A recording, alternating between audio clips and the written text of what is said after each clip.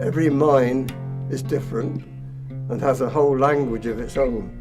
And if you don't learn that language and listen and look for the signs, then the old man will have you. The old man being the mine itself.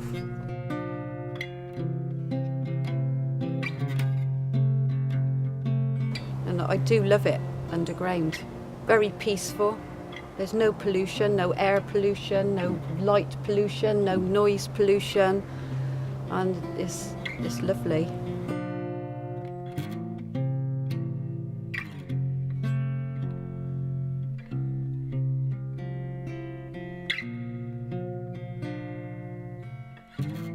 The original free miners were iron miners, because the very word miner,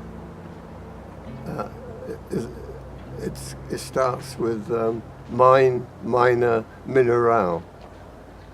And iron is a mineral and coal isn't. Coal is carbon. Iron mining is carried on for more than 8,000 years here. And it's got a very interesting history. Iron is the first building block of the body. We can't live without it. It starts the whole process of life off, because iron and oxygen love each other very much.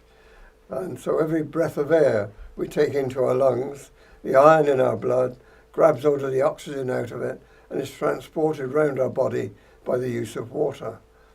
So they are the first three building blocks, but the whole process of life will not start unless we have iron in the first place.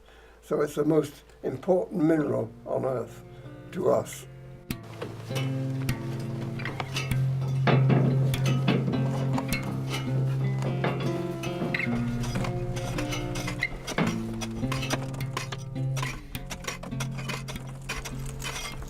Well, this is the main source of income for the area, was the coal and the iron.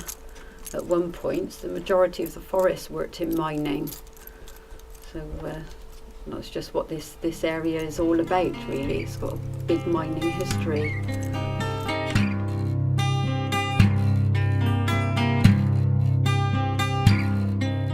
Free mining has existed for what they call time out of mine, which goes back before the 1200s. And in those days, the whole family worked underground, the men, women and children, and there was no differentiation. And it wasn't till the Mining Act of 1838 that they set down certain rules. And those rules are mainly how the mines should be operated.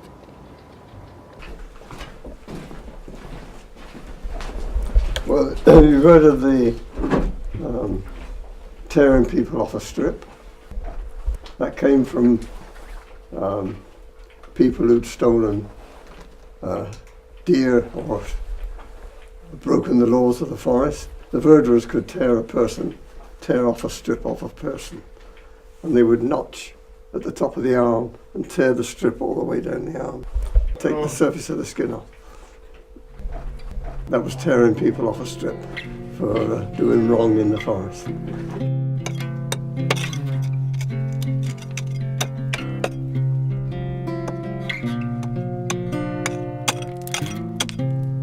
In the early 60s, all the mines in the forest were closing down.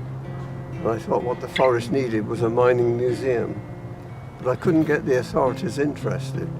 They said they didn't want tourism, they wanted proper jobs for people. But 40 years on, everything's turned around. Tourism is the main thing, and there isn't much mining going on there. But this is still a working mine, and we still mine out the coloured iron oxides, which are quite sought after.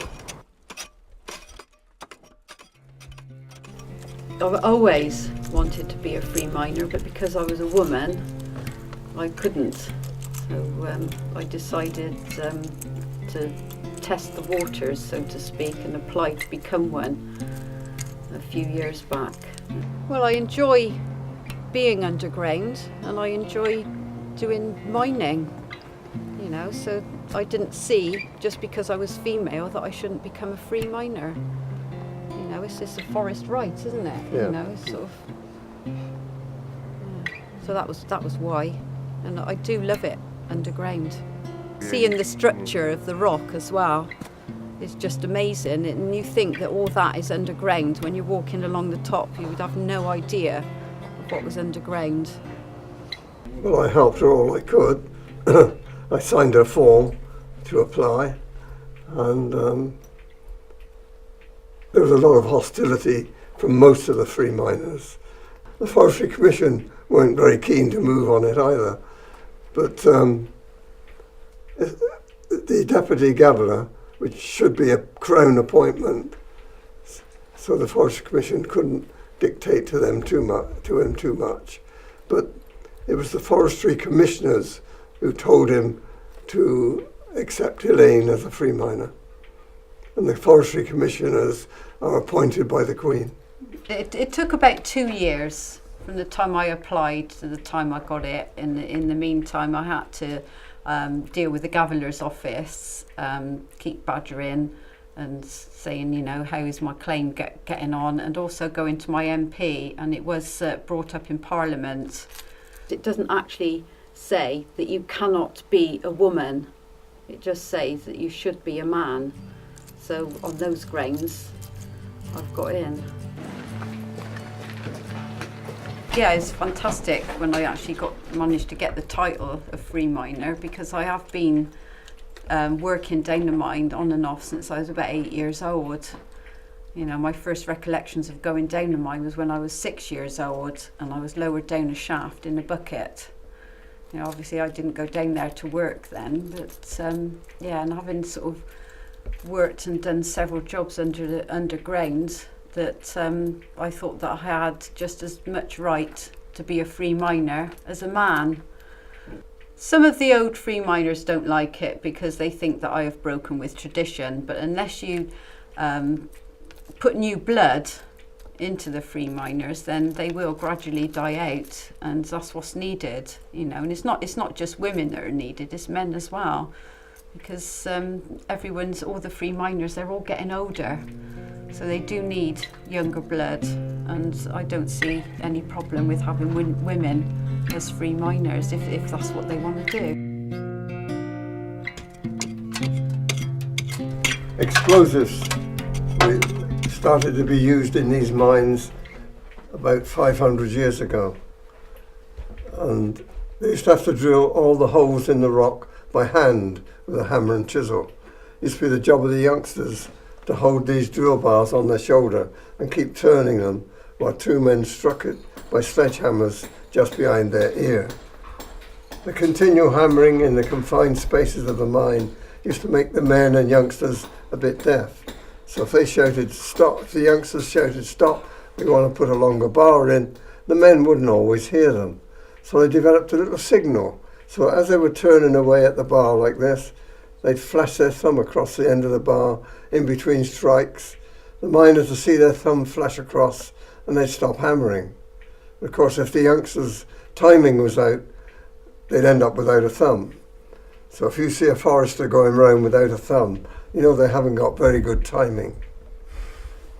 But then, early in the 1900s, towards the end of the 1800s, early 1900s, someone invented this tool, a pneumatic tool driven by compressed air. When the miners got these tools, first of all, they thought they were great because they could drill the holes much deeper and much faster. But with these tools came many problems. They created a tremendous amount of dust, which clogged up the lungs of the miners. The violent vibration of these tools destroyed the muscles and joints of their arms, and the terrific noise they made them stone deaf in a very short time. With the result, the people in the early days, using these tools first of all, didn't live very long, and these tools soon got the nickname of widowmakers. So if your girlfriend buys you one of these for Christmas, I should find a new girlfriend.